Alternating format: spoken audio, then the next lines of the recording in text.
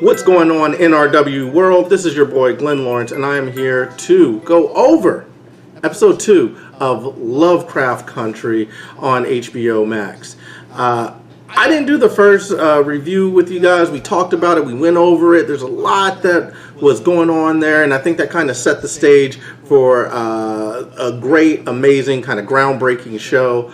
What I want to do is just go over what I thought of episode 2 and where I'm coming from with my review. Everybody was talking about everything they loved, how it's from H.P. Lovecraft based on some of his stories and whatnot. I'm just coming into it brand new, haven't heard anything about it, but I was really enthralled. I really enjoyed episode 1. You guys already heard about that. Now I'm going to get into episode 2 and talk about what I like about it.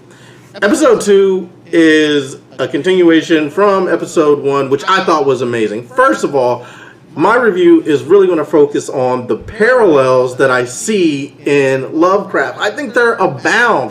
The fact that Jordan Peele is involved, obviously there's going to be parallels, but I just think that what they put into this story is amazing. It has, monsters and all this other stuff, and I keep thinking, this is like a parallel to navigating a racist world. It really is. Like those monsters, those are racist dogs. Those are racism dogs. They came out and they started trying to attack them with the racism. It's interesting because in the first episode they were running away from the sheriff and the townspeople who were shooting at them, and then they're actually saved. Not necessarily saved, but then they come into contact with these figurative representations of racism, which are these big monsters. And in the end, if you notice it, those racist monsters end up actually eating the racists. It's kind of a little indication of what you might be running into if you're out here being racist. You might get eaten by your own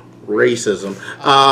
But episode 2 starts where that one left off. They've escaped the racist dogs, the racist monsters, and now they are in the castle of whiteness, prestige and privilege and all this other stuff. That was the parallel that I got. I was like, I see what you're doing there. I think that's what's happening here. And when we see it, it opens up with the Jeffersons theme song, right? Which I thought was super cool because, it's like we're moving on up. We've made it, and they're enjoying the spoils of this world that they've been brought into. That they don't necessarily shouldn't be there. And even later in the episode, it says, even if people don't think you should be here, doesn't mean you shouldn't be here, right? So they're enjoying it. They're enjoying the foods and the clothing, and they get all their favorite books and everything. However, Atticus, he is still haunted. I think that this is a parallel to survivor's guilt. It's like, you made it out of it, but you still sometimes think of all the things that you had to fight with and make it past to get to the point where you can enjoy the spoils of war. These are the parallels that I was getting in the show. I mean, I'm really loving it. I was really digging it. I thought it was really cool. Obviously, they're enjoying things, and then Atticus is like, y'all kind of acting weird. And then what happens every time us as people of color start enjoying some shit? White people come through and they're like, you late. Then he came in, he started checking the time, and he started telling them stuff. I thought that was kind of cool. I feel like these little parallels, they keep popping up in there, which makes this show super interesting, right? So he comes in, he pops in, he's like, you're late. Then he takes him on a tour, he starts talking to him, and it's like one of those things, like he's telling the story in his, nice, prestige way, that with this flowery language that makes everything seems all right. And then to the side, George is talking to Letitia like, you know what that means. That means nigga has slaves. Okay? I thought that was pretty cool. I thought that was really interesting. So they go around, they start getting kind of the lay of the land and figuring out what's happening in this castle, and they're going through it. Now, the reason why they were there, the reason why this whole thing is a thing, is because they're searching for Montrose. They're searching for Atticus's uncle, right? They're trying to find him. So right now they're like living in this castle or whatever, and it's not feeling right for Atticus because he's like, why are y'all acting like nothing happened? And then they sit down at the table to eat all the food or whatnot. Which, by the way, they had octopus. Like, who the fuck is eating octopus at 9 in the morning? That seems like a dinner meal. I don't know. That was just me. But Letitia starts ringing the bell. He's like, yo, wait, you tripping? Like, aren't you upset about the monsters that were chasing us? They don't say racist monsters because I don't think they get in the parallel. What keyed me to the fact that they're racist monsters is at the very first episode where Jackie Robinson busted out with the baseball bat and he split the thing in half. I was like, oh, that's a parallel to Jackie Robinson breaking through the race barrier with his baseball bat and being able to destroy racism with his talent and his skill. That was where I got it from. But anyways, Atticus is like, yo, y'all ain't tripping. And then we come to find out that Letitia and Uncle George are like, wait, actually, I don't remember anything. So it's like, oh, they're under the spell. They don't understand what's going on. So the more and more we go into it, we figure out that they're not even aware. They're not even aware of everything that they have had to face at this point, which I think is another parallel. See where I'm going with this? See what I'm doing with this? Constant parallels abound in Lovecraft. Once you see that, it's like, oh snap, I didn't even think about that. Them is racist monsters. Those the race dogs, the racist dogs. Okay, let me calm down because I'm getting way out of sorts, but I think you know where I'm going with this. Now, they start talking to each other, and they go into the woods as they're kind of they're surveying the land or whatever, and then we run into the lady who was supposed to be.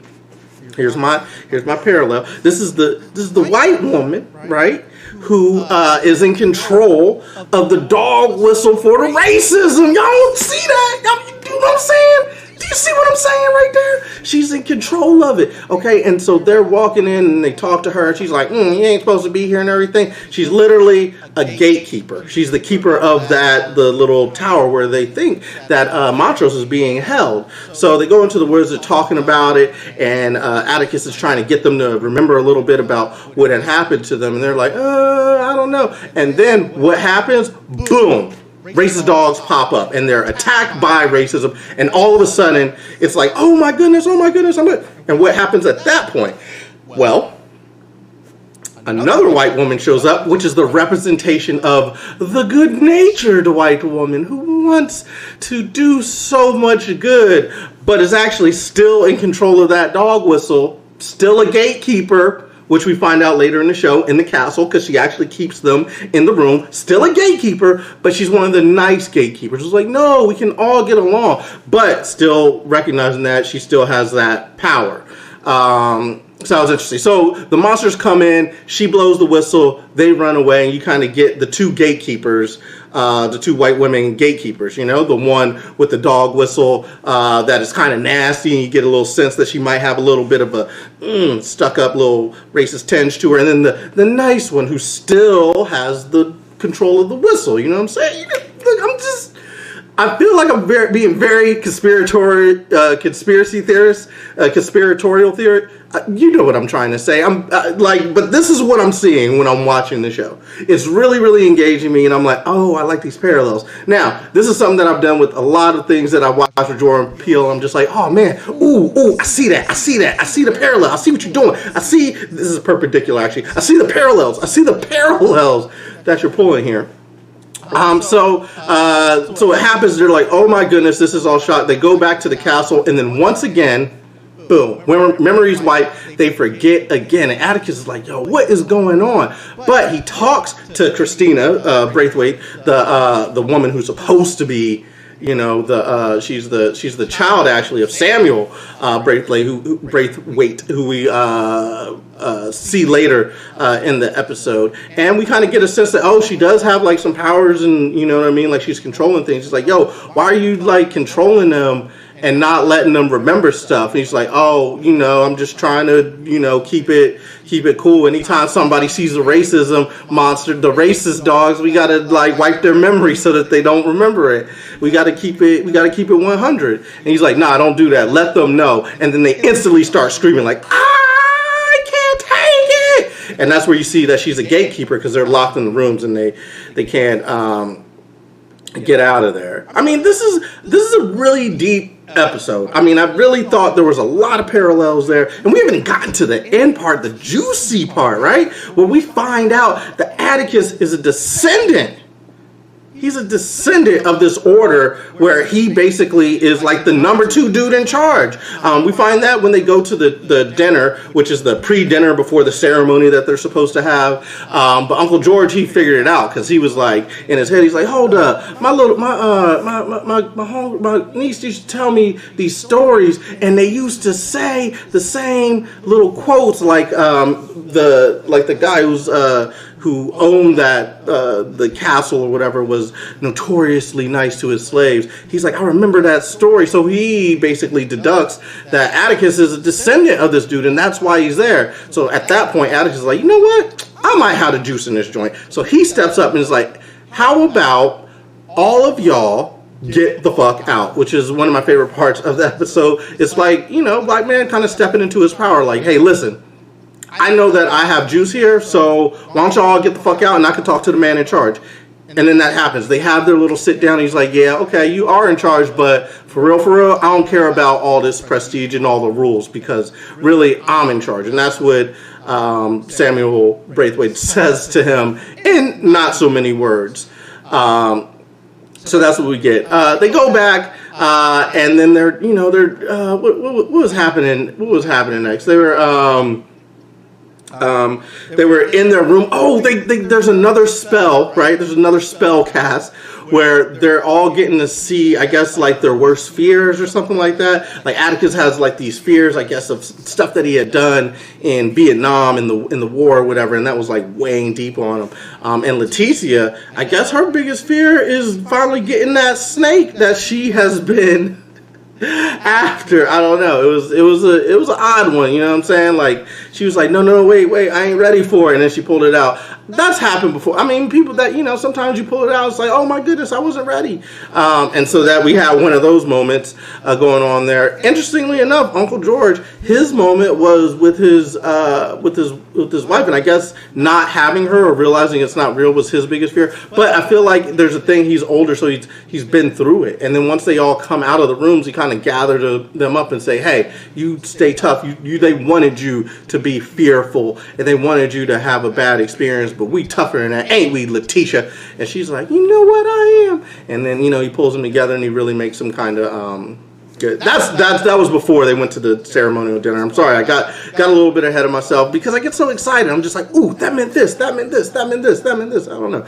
When y'all are watching it, tell me if y'all are getting this excited. Look, this is in the middle of the video. I probably should have did it at the beginning of the video. As I do more of these, it'll get better, right? But like and subscribe, hit the alert little notification so you can get all these videos, so you get me ranting about Lovecraft. I think you should call this Lovecraft rants, right? Not even reviews, just rants. Just like, oh my goodness! Because it's so delicious. Okay, so where were they? Oh, they find a tunnel. They find the tunnel that leads to where Montrose is being held. At this point, it's Uncle Montrose. So they find the tunnel where he is. So they dig in there and they go into the little what's it called? The little where the gatekeeping dog whistleblower where she was hiding, the tower. The tower. They go in there and they're like, oh snap! They're trying to go find him. Nothing's there, but they do find a flask, which is kind of like a key that he has been in the room. So they start looking around. Then they find the tunnel. But right before they find the tunnel, the gatekeeping wench comes down. She's like, what are y'all doing right here? And then Leticia is like, do you know who I am? And then she hits her off the top step like, yeah, in the forehead. Boom, she's out. Which I thought was really cool. And then they go off. They find the tunnel. At which point we see Montrose coming up with his hands handcuffed because he really was locked in that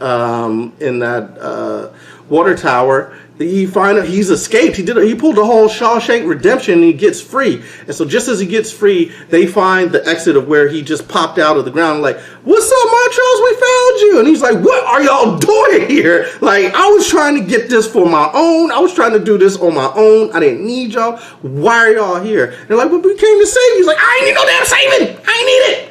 But, they're like, all right, well, cool. Relax. bruh, we came to save you anyway. Hop in the car. So they all hop in the car and they make their getaway. Happily ever after in episode. Or is it? No, it's not. You know why? Because racism keeps you trapped. So there's a big force field that stops them, literally stops them from escaping. Boom.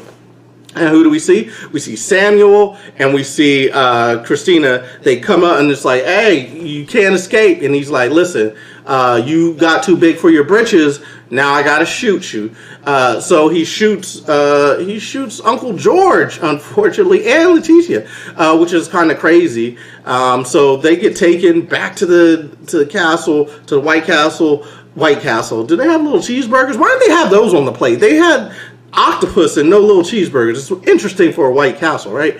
But anyways, they get taken back to the castle, and now inside the castle, Uncle George is shot. He's trying to wear off his wounds, at which point he has like a nice little conversation with Montrose when we find out that, hey, perhaps Montrose isn't the poppy and Uncle George is the dad. Right? That's how he figured out that Atticus was a descendant, because he's also, part of this whole thing. He's, familial. It's very familial. Okay? So he's in there. He's kind of on his deathbed. They're locked in with the force field. At this point, Atticus has a little conversation with Christina about how, like, hey, look, this is my birthright. I'm about to go in here. They're going to do this little ceremony, and I'm supposed to be in there. And then there's the interesting little back and forth where it's like the power dynamics, because now you get the sexism dynamic where it's like, oh, I'm a man. Even though I'm a black man, I'm still like ahead of, you as a woman, because you could never have this. But she's still caping for all the power and prestige of the Braithwaite family trust or whatever it is that they're trying to get to. Anyway, so they have that little conversation. I thought that was an interesting little parallel. And then we move into the actual ceremony. Now, ceremony is dope. I liked it. You know what I liked about it? I liked the song. The song that they played on Whitey's on the Moon was great, because I think right now with everything that we're seeing in real life, it's just like, man, all this crazy stuff, they can't fix all of our infrastructures. They can't help, us get together as a people. But we got Whitey's on the moon. That don't make no damn sense. Anyway, so it almost is like there's an imbalance of power, which is a great backdrop for this ritual that we're having, because Samuel thinks he could siphon the power from Atticus. He's like, yo, I just need a little bit more power. I'm going to siphon it from you because you're like the last descendant or whatever. He locks him up. He's all chained up. He's like, I'm just going to siphon this power from you because that's what I need. Not realizing that Atticus actually has the true power, and he siphoned off too much. So he siphons off too much. Boom, explodes everything. Atticus lets out a yell like, rah! The yell of empowerment is what I'm going to call it. The yell of empowerment.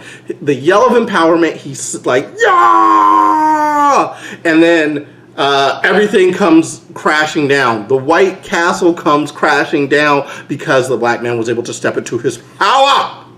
I love this show. I love this show. I love the parallels that are going on in it. During the whole ritual where they're trying to siphon his power, Atticus sees like his grandmother or his mother in the distance. I'm thinking it's his grandmother because there's like the descendancy or whatever. So he's seeing her, and then he from that he just says, he yells, and then everything comes crashing down. Samuel Braithwaite, you wanted too much power, bruh, and it turns you to ash. That is exactly what happened. And then all the other guys get turned to ash, and the whole castle comes crashing down, and Atticus has to get out of there. So he starts running, and it's almost like he's chasing his grandmother to the door. It's almost like she's leading him to the door. You know what I mean? So he chases that, he runs, and he gets out just in the nick of time. And who's waiting there for him? Letitia. And she's been caring for Uncle George and Montrose as they're in the car, and she gives him that look like he did not make it. Uncle George, man. Uncle George passed away from the bullet shot that he got from Samuel when they ran into the force field and they took him. So that was really sad. That was really, really heartbreaking. He goes to the car and he looks at him. He's just like, I'm heartbroken. How could Uncle George pass? And that's how the episode ends. So tragic, so sad. But it leaves a lot more questions unanswered. Like, what type of power now has been bestowed upon Atticus since he stepped into his power, and he is a true heir to what they had going on. One thing that I thought was interesting, in the little ceremony, they had like Tesla coils type thing, so it was real old worldy kind of Watchmen-y feel to it, which I thought was kind of dope. Anyway, so now basically what we have is we have Uncle George passing away, Atticus really distraught, Letitia really distraught, and Montrose, who was Uncle Montrose, who now, after George passing, we have some indication that Uncle Montrose might be Poppy Montrose. You know what I'm saying? That kind of thing happened back in the day. Oh, listen, Siri is like, listen, I'm having trouble hearing you, so maybe my mic isn't up. See, Siri is kind of dope. That's kind of weird, though. But with that said, since my watch went off, that seems like it is a great time to wrap this up. I've been talking for who knows how long, but it's because I'm so excited about this show. Now, if you want to get more content like this, you want to hear more reviews and rants about Lovecraft, we'll be doing these weekly. I know I got to catch up. I know it's real bad. I'm going to try to get back on schedule so that we are caught up. But the way to know and be notified that that has happened is go ahead and hit that like button, hit that subscribe, turn on the bell notification so you keep getting content like this and keep rocking out with us. You know why? Because nerds rule the world. And if you're one of us, you'll want to be here to hear some of this. Anyways, that's my review. That's my rant for Lovecraft Country episode number 2. Whitey's on the Moon. Tell me if you like it. Go ahead and throw something in the comments. Tell me if you thought what I said was interesting, or if you think I should tone it down, or if you think I was way off base, if I was reading way too much into it. Let me know what you think. I've been Glenn Lawrence. Thanks for tuning in. Peace.